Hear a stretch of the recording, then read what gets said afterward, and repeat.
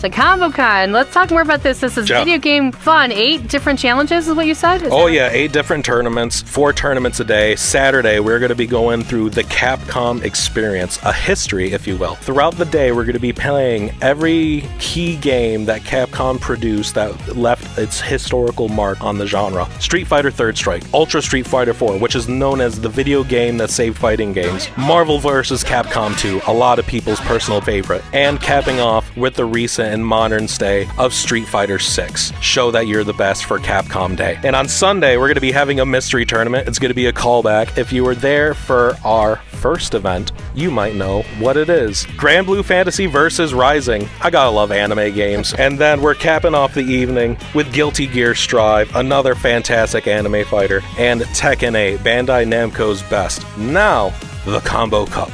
Oh, the ComboCup is the big deal, right? This is the big deal. Okay. From 8 tournaments, we get 1 grand champion. Oh. I've done spreadsheeting, and I decided to come up with a score system to when people participate in tournaments, how many points they get. And then after that, after the weekend, depending on how many tournaments they did and how well they did, all those points get added up, and then you get your winner of the ComboCup. We're uniting a lot of communities here. Each community has its own culture and has its own gameplay on everything. And it's just really a meeting of the minds. Because sure, we can run a hard set where we've been gaining for 15 minutes straight on grand finals. But you know what? I'll shake your hand afterwards and I'm going to ask you how you beat me.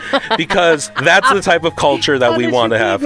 Yeah. How did you do that? I didn't know buttons could be pressed that way. Are you still looking for other sponsors? Because you have a couple that you mentioned. Are there other sponsors that you're looking for? Yeah. So far, we've been sponsored by a lot of great people, a lot of them by accident, which is funny. We started out with Malort basically just saying like, hey, you guys are kind of well regarded out here in the Midwest FGC. Do you guys want this to be an official thing? And they were like, absolutely. And same thing with Joji Mufu, who turns out to be a YouTuber with a couple million subscribers. I find this out after the fact. He has a line of smelling salts, and that's been seen on Joe Rogan Experiences. It's known as the world's strongest smelling salts. I had a batch I gave to the commentators last time.